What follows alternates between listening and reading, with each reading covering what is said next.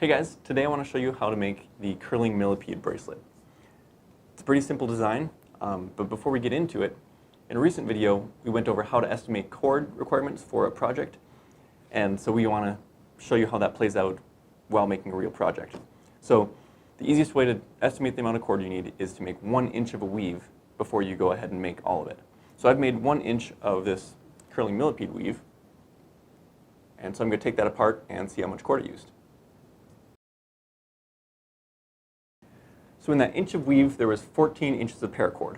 So I can just multiply this by how many inches I want my final bracelet to be, which is 8, for a total of 9 1/3 feet. I've got 10 feet here. That should be more than enough to pull my knots tight at the end.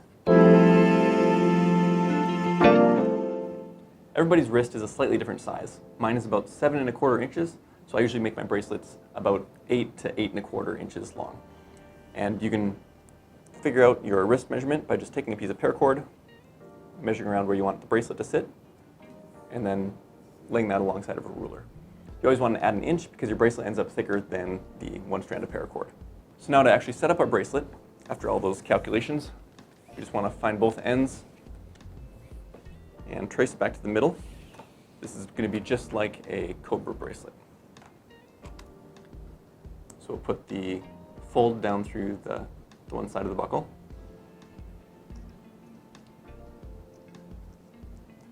And then we'll attach it with a cow hitch.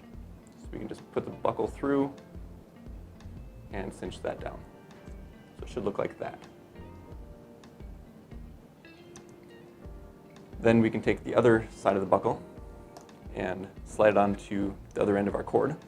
I'm going to trace it all the way back down so that we don't get our cord twisting around itself. And then put both of those ends down through that side of the buckle.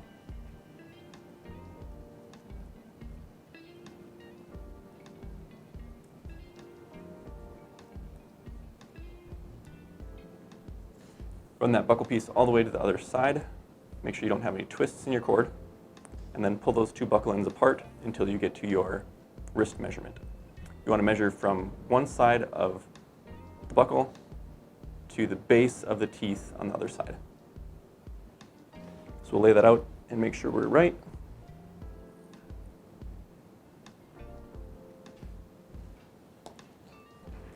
And then we can start into our bracelet. I like to make 1 knot and then double check my measurement just to make sure it hasn't slid around at all. So just to start off, we're going to do half of a square knot like in the Cobra.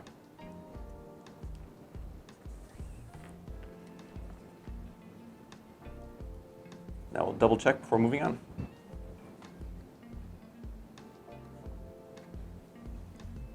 That should be good. Now we can launch into the rest of our weave. So this weave is pretty simple. All it entails is putting one cord across in an S or a Z, so it crosses over and then goes back. And then our other cord is going to go diagonally on top of that to the other side. And it's going to go around the back and up through that loop. I'll show that again in case you didn't catch all that or my fingers were in the way. We'll tighten all those cords down. Kind of want to tighten these slowly so that you get all of the extra slack out of there.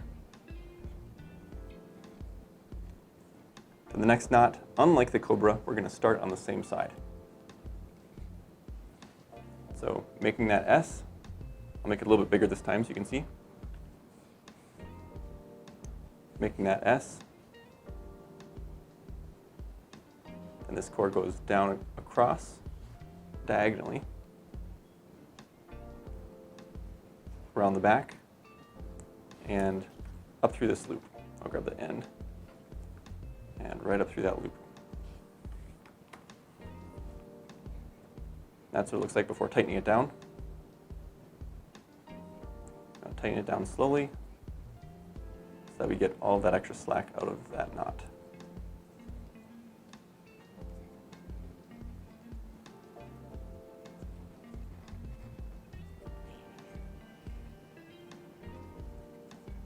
So there you can kind of see our pattern starting with that diagonal across the front. On the back side, we're going to have straight stripes going across. So we'll continue with that knot, and I'll show you how to finish it off at the end.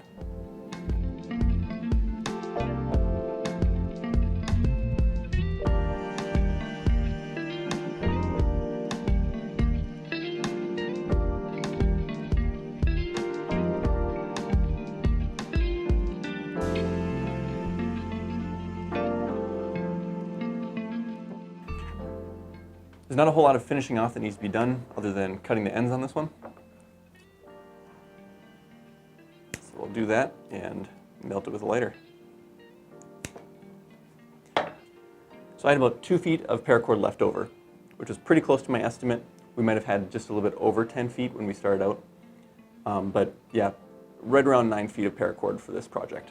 So that's a good way to estimate for your own projects if you're wondering how much cord to use. But let's finish this guy up. So there's a finished curling millipede. Pretty sure it was named that because it kind of tends to curl in on itself. And when you look at the bottom side, it really does look like a millipede.